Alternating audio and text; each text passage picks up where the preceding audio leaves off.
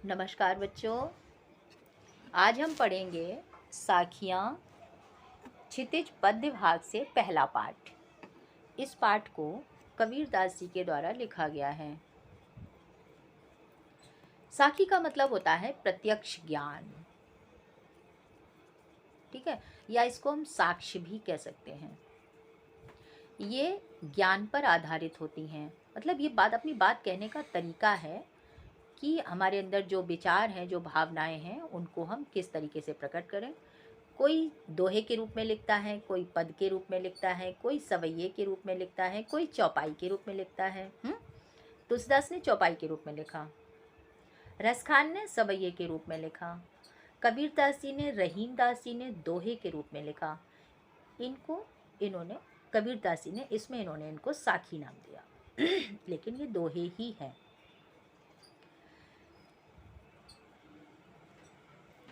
इन जो है ये रचनाएं जो ये संत होते हैं, संतों की जो भाषा होती है वो मिली जुली होती है, सदुकड़ी भाषा कह सकते हैं। तो इनको कोई एक भाषा के रूप में हम नहीं देख सकते, क्योंकि इनकी भाषा, क्योंकि ये तो भ्रमण करते रहते हैं, तो इनकी भाषाओं में अन्य भाषाओं के शब्द भी शामिल हो जाते हैं, इसलिए इनकी भाषा सदुकड़ी भाषा कही जाती है। इसीलिए इनकी साखियों में, कबीरदास जी की जो साखियाँ हैं, इसमें अवधी, राजस्थानी, भोजपुरी, पंजाबी, इन शब्दों का इन्होंने, कबीरदास जी ने अपनी जो भी रचनाएं की हैं उनमें इन्होंने इन भाषाओं का खुलकर प्रयोग किया है, ठीक है। इसमें भी आपको कई भाषाओं के शब्द मिल जाएंगे। चलिए देखते हैं, पहले साखियों को पढ़ते हैं। मान सरोवर सुभर जल, हंसा केलि कराही, मुक्ता फल मुक्ता चुगे, अब उड़ी अनत न जाही। प्रेमी ढूंढत मैं फिरो, प्रेमी मिले न कोय, प्रेमी को प्रेमी मिले, सब विष अमृत होय। हस्ती चढ़िए ज्ञान को, सहज दुली चाडार, स्वान रूप संसार है, भूकन दे झक मार। चौथी साखी। पखा पखी के कारणे, सब जग रहा भुलान, निरुपख होय के हरि भजे, सोई संत सुजान। हिंदू मुआ राम कहे, मुसलमान खुदाए, कहे कबीर सो जीवता, जो दूह के निकट न जाए। कावा फिर काशी भया, राम ही भया रही, मोट चून मैदा भया, बैठ कबीरा जी। ऊंचे कुल का जनमिया, जे करनी ऊंच न होय, सुबरन कलश सुरा भरा, साधु निंदा सोय। इस तरह से कबीरदास जी ने 1, 2, 3, 4, 5 और 6, 7 साखी लिखी हुई हैं। हम इन सातों की एक एक करके व्याख्या करेंगे। पहली साखी देखें। पहले तो हम इनके शब्दों के अर्थ जान लें। मान सरोवर का मतलब होता है, ये तो हिमालय पर्वत पर एक ये मान सरोवर है, वहाँ पे एक तालाब है, उसका नाम मान सरोवर है, ठीक है। एक तो नाम इसका ये हो गया। दूसरा इसका नाम है जो कबीरदास जी ने दिया हुआ है, वो नाम है मन रूपी सरोवर। सुभर माने अच्छी तरीके से पूर्ण या भरा हुआ, किससे? पानी से। हंसा माने एक आत्मा, ऐसी आत्मा जो साधक के रूप में इस सरोवर में स्थित है। केली कराएं, क्रीड़ा करना।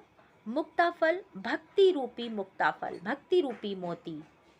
यहाँ पे मुक्ताफल, मोती किसके लिए? मुक्ताफल का मतलब होता है मोती, तो मोती यहाँ पे कौन सा है? भक्ति रूपी मोती। उड़ माने उड़कर, अनत माने कहीं और, जाही माने जाना। अब देखिए, इन पंक्तियों में कबीरदास जी कहते हैं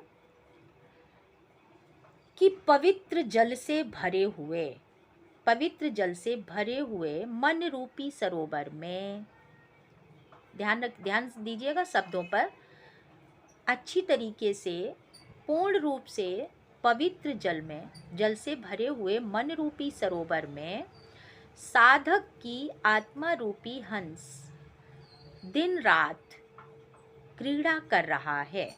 केली माने क्रीड़ा कर रहा है और ईश्वर भक्ति के मोती उसको प्राप्त हो रहे हैं, जिसमें उसे आनंद की प्राप्ति हो रही है। वो उनको दिन रात भक्ति रूपी मोती चुग रहा है और ऐसे स्थान को छोड़कर वो हंस यानी आत्मा रूपी हंस अब उड़कर कहीं और जाना नहीं चाहता। कहने का तात्पर्य क्या है कि जब किसी भक्त को ईश्वर की प्राप्ति हो जाती है तो अब ईश्वर की प्राप्ति के अतिरिक्त उसके लिए और कोई उद्देश्य नहीं रहता। तो तात्पर्य ये है कि पवित्र भक्ति भावना से भरे हुए मन रूपी सरोवर में आत्मा रूपी हंस पूर्णतः मग्न है, क्रीड़ा कर रहा है और उसको भक्ति रूपी पावन मोती प्राप्त हो रहे हैं, इसलिए वो इस स्थान को छोड़कर कहीं और जाना नहीं चाहता। अर्थात ये भक्ति और भावना की चरम अवस्था है। ठीक है, यहाँ पर आत्मा और परमात्मा से मिलन हो जाता है। हो गया। अब दूसरा देखिए, प्रेमी माने भक्त, ढूंढना, फिरो माने घूमना, विष माने दुर्व्यवहार, दुर्वासनाएं, दुर्वचन, दुर्व्यसन, कुछ भी जो गंदी चीज़ें, गंदे गुण होते हैं, जो गलत आदतें होती हैं, वो उनको हम विष कह सकते हैं। और वो गंदी भावनाएं अगर शुद्ध हो जाएं तो सद्भावनाएं बन जाएंगी, तो वो अमृत का रूप कहलाएगा। तो यहाँ पर विष अमृत से कबीरदास जी ने ये समझाने का प्रयास किया है। तो इसमें कबीरदास जी कहते हैं,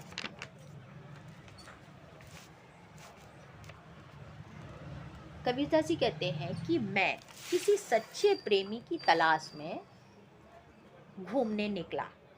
फिर मैं किसी सच्चे प्रेमी की तलाश में घूमने निकला, तलाश करने निकला, ढूंढने निकला, परंतु बहुत प्रयत्न करने के बाद भी मुझे कोई सच्चा भक्त प्राप्त नहीं हो पाया।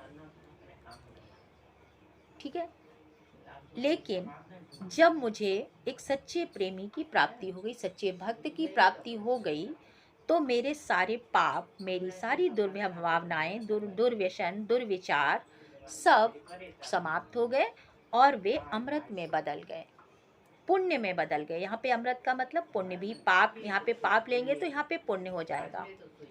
ठीक है, वो पुण्य में बदल गए, अर्थात हमारी सभी दुर्भावनाएं, वासनाएं समाप्त हो गई। और जब हमारी दुर्भावनाएं समाप्त हो जाएंगी, हमारे दुष्विचार समाप्त हो जाएंगे, बुरी भावनाएं समाप्त हो जाएंगी, तो फिर हमें क्या होगा? हमारा मन कैसा हो जाएगा? अमृत के समान पवित्र हो गया। आ गया समझ में? आप दूसरा देखिए, इसमें कबीरदास जी कहते हैं, हस्ती का मतलब होता है हाथी। ठीक है, सहज माने समान या सरल, स्वाभाविक रूप से। दुलीचा का मतलब होता है छोटा, छोटा सा आसन, दुलीचा माने छोटा आसन। स्वान माने कुत्ता, भूखन माने भौंकना। झकमार का मतलब होता है व्यर्थ में बात करना, व्यर्थ में समय बर्बाद करना या व्यर्थ की बातें करना। झक से मतलब है व्यर्थ, व्यर्थ है, इसका मतलब है व्यर्थ के काम करना, व्यर्थ की बात करना। ठीक है, व्यर्थ समय बर्बाद करना। तो यहाँ देखिए कबीरदास जी क्या कहते हैं, यहाँ पर उन्होंने साधकों को संबोधित, जो पूजा मतलब जो भक्ति प्राप्त करने के लिए जो कोशिश कर रहे हैं, जो साधक हैं, जो भक्त हैं, जो तपस्या कर रहे हैं, उनके लिए उन्होंने ज्ञान दिया है, उनको समझाने का प्रयास किया है, उनको उपदेश दिया है। तो उन्होंने साधकों से क्या कहा? साधकों से कहा कि हाथी रूपी हस्ती चढ़िए ज्ञान को। उन्होंने कहा कि सत्य एवं स्वाभाविक आसन, यहाँ से शुरू करो, सहज दुलीचा डार, सहज और सत्य रूपी आसन या कालीन, इसको कहाँ बिछाओगे? हाथी रूपी, ज्ञान रूपी हाथी। ये हाथी हस्ती चढ़िए।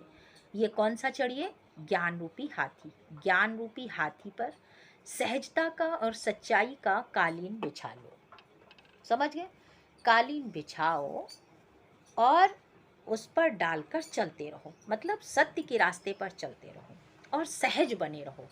सहज यानी कि घमंड नहीं करना है, गर्व नहीं करना है, सभी को समान दृष्टि से देखना है, अपने को श्रेष्ठ नहीं बताना है। अगर आप में अंदर श्रेष्ठता होगी ना तो सामने वाला खुद आपको श्रेष्ठ समझेगा, अपने कहने से आप श्रेष्ठ नहीं होंगे।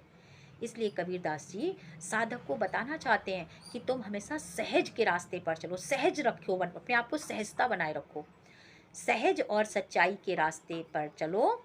यानी कि सहज और सच्चाई का रास्ता अपनाकर ज्ञान रूपी हाथी पर बैठो और अपने उद्देश्य को प्राप्त करो।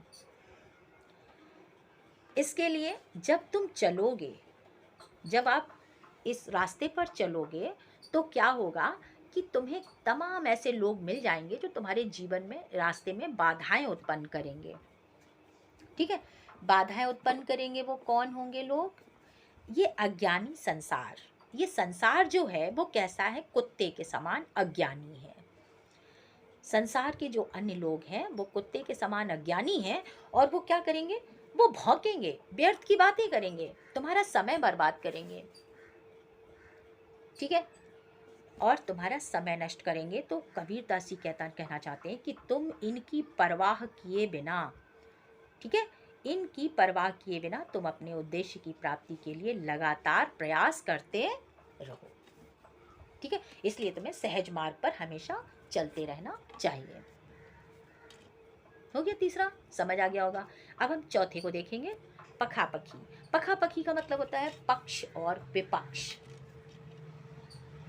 ठीक है, कारणे का मतलब होता है कारण, जग माने संसार, भुलान माने भुला चुका है, भूल रहा है या भ्रमित हो रहा है, निरपक्ष माने निष्पक्ष, हरि माने ईश्वर, संत माने वही सच्चा संत है, सुजान यानी ज्ञानवान है, वही सज्जन है, वही ज्ञानवान है। इसको देखिए, इसमें क्या कबीरदास जी कहना चाहते हैं? कबीरदास जी कहना चाहते हैं कि आज का जो मानव है, जो व्यक्ति है, वो पक्ष विपक्ष के कारण इस संसार में वो किस लिए आया है, इस रास्ते को, इस बात को भूल गया है। ठीक है, उसके जीवन का जो वास्तविक मार्ग था उसको वो भूल गया है। इसलिए कबीरदास जी कहते हैं संसार में वो भटक गया है। अगर हमें सच्ची भक्ति प्राप्त करनी है तो क्या करना पड़ेगा? अगर हमें सच्ची भक्ति प्राप्त करनी है तो निष्पक्ष होना होगा। अपना पराया, ऊंच नीच, जाति पात, है ना, मेरा तेरा, इन पक्ष विपक्ष में ना पड़कर हमें निष्पक्ष होना होगा। और जो निष्पक्ष होकर के ईश्वर का स्मरण करता है तो उसे अपने लक्ष्य की प्राप्ति अवश्य हो जाती है। सोई संत सुजान, अर्थात वही एक सच्चा संत है, वही सच्चा संत ज्ञानी कहलाएगा जो निष्पक्ष होकर के उस ईश्वर को प्राप्त करने के लिए अपने उद्देश्य के रास्ते मार्ग पर चल रहा है। तो यहाँ पर पक्ष विपक्ष में हमें नहीं पड़ना है। ये उद्देश्य, ये संकेत दिया है, ये संदेश दिया है इस दोहे के द्वारा। समझ गए? फिर से चलिए, पक्ष विपक्ष में के कारण, अपने पराई के कारण, ऊंच नीच के कारण, जाति भेद के कारण हम सब इस संसार में एक दूसरे को भुला बैठे हैं कि हम यहाँ आए क्यों थे, हमारे जीवन का उद्देश्य क्या था। हम अपने उद्देश्य को भुला चुके हैं। तो कबीरदास जी कहते हैं कि जो लोग भूल चुके हैं, और सच्चे संत कौन है? जो लोग नहीं भूले हैं वो कौन है? तो कबीरदास जी ने कहा कि जो लोग निष्पक्ष हैं, जो इन सब के फेर में नहीं पड़ते हैं, इन सब के चक्कर में मन नहीं पड़ते हैं, वही सच्चे संत हैं, वही ईश्वर को भज सकते हैं, वही ईश्वर को प्राप्त कर सकते हैं। तो इस तरह से जिन्होंने सहज मार्ग अपना लिया है, जिनके अंदर बीच में पक्ष विपक्ष का कोई स्थान नहीं है, वे ही ईश्वर को प्राप्त कर सकते हैं। क्लियर? अगला देखो, पांचवा, हिंदू मुआ माने मरा, खुदाए माने खुदा, जीवता माने जीवित रहता है, दुहु माने दोनों, निकट माने पास में, जाए माने जाना। इसके द्वारा कबीरदास जी क्या कहना चाहते हैं? जाति भेद की जो भावना हमारे समाज में फैली हुई है, इसको दूर करने का प्रयास किया है इन्होंने इस दोहे के माध्यम से। तो वो कहना चाहते हैं, इसमें देखिए क्या कहना चाहते हैं। कबीरदास जी कहते हैं कि इस संसार में हिंदू और मुसलमान यानी कोई नहीं है, अलग अलग नहीं है, हम सब जाति बंधनों में बंधे हुए हैं। ये गलत बात है, हमें ऐसी भावना नहीं रखनी चाहिए, क्योंकि सभी को ये संसार में केवल एक ही ईश्वर है, उसी ने सबको जन्म दिया है। तो कबीरदास जी कहते हैं कि हिंदू लोग जो हैं वो राम राम का स्मरण करते करते इस संसार से विदा हो गए, लेकिन सच्चे अर्थ को नहीं समझ पाए। ऐसे ही मुसलमान लोग क्या किए, या खुदा चिल्लाते रहे और इस संसार से मुक्त हो गए, लेकिन उनका जो यहाँ आने का जीवन का जो उद्देश्य था उसको उन्होंने पूरा नहीं कर पाया, ना ही वो समझ पाए। तो कबीरदास जी कहते हैं कि अपने धार्मिक अंधविश्वासों के कारण हमने ईश्वर को प्राप्त नहीं कर पाया। हमारे अंदर जो धार्मिक अंधविश्वास थे उनके कारण हमने ईश्वर को प्राप्त नहीं कर पाया। तो क्या करना है, क्या करना है? कबीरदास जी कहते हैं वही व्यक्ति इस संसार में मरने के बाद भी जीवित है, या उसी व्यक्ति का जीवन श्रेष्ठ है, या उसी का जीवन सार्थक है जो इन सब चीज़ों, इन सब मार्गों से दूर रहता है। छुआछूत, ऊंच नीच, हिंदू मुस्लिम, इन भावनाओं से जो दूर रहता है, जो सद्विचारों को धारण करता है, वो पूरा जीवन जीने के बाद भी जीवित रहता है। ये दोह के निकट का मतलब यही वही है। जाति पाति, ऊंच नीच, अपना पराया, इन भावनाओं से जो दूर रहता है वही व्यक्ति जीवित मरने के बाद भी पूरा जीवन जीता है, और जीवित मरने के बाद भी वो जीवित रहता है, अर्थात लोग उसको महत्व देते हैं। ठीक है, तो यहाँ पर इन्होंने साधक की सार्वभौमिक, जो सच्चा साधक है उसकी सार्वभौमिकता का संदेश दिया है कि वो सार्वभौमिक है, उसे कोई मेट नहीं सकता। ठीक, क्लियर हो गया। अब अगला देखो, छठा है काबा फिर काशी में। काबा एक मुस्लिम लोगों का स्थान है, काशी हिंदुओं का पवित्र स्थान है।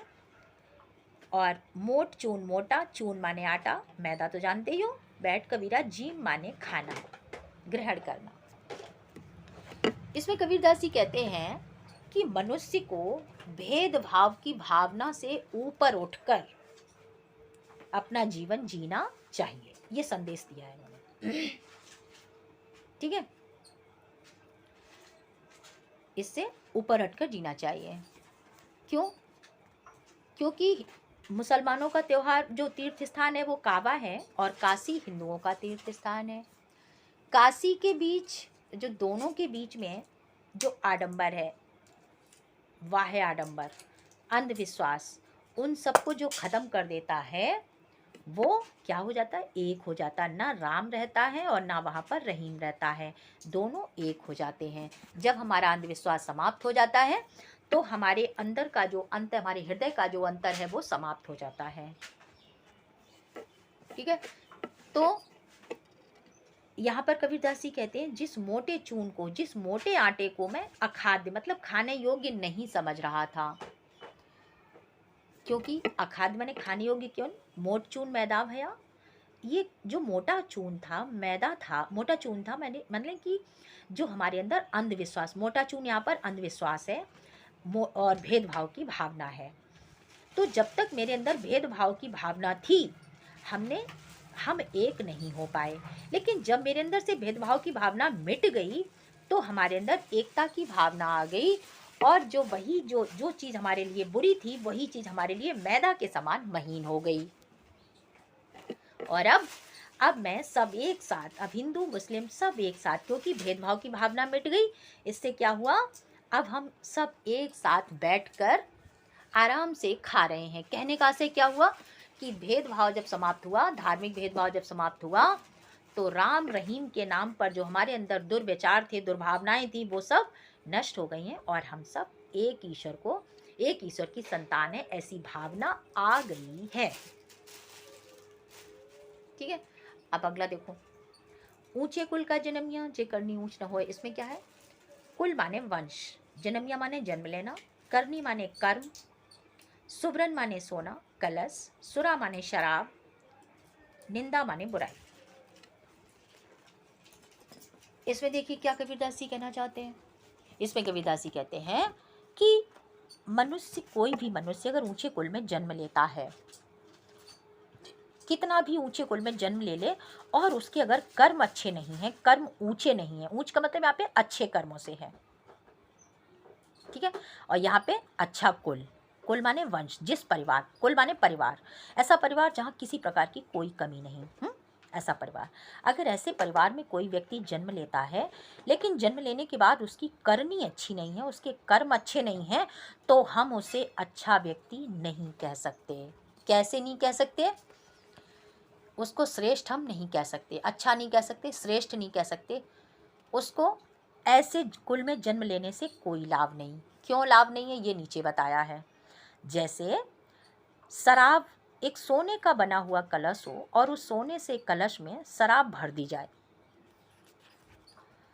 अगर उसमें शराब भरी है तो किसी भी साधु माने सज्जन लोग, तो ज्ञानी जन कह सकते हैं, सज्जन लोग कह सकते हैं, साधक कह सकते हैं, तो ज्ञानियों की दृष्टि में वो उसकी निंदा ही होगी, उसकी कोई प्रशंसा नहीं करेगा। प्रशंसा का मतलब कि अरे नहीं, वो सोने के कलश में भरी है, उसको तो ज़रूर पी लो, उसको तो ज़रूर पीना चाहिए, लेकिन नहीं, वो तो बुरी चीज़ है, तो उसकी निंदा होगी ही होगी, चाहे हम उसको बाहरी आवरण से उसको सोने में ही क्यों न रख दें।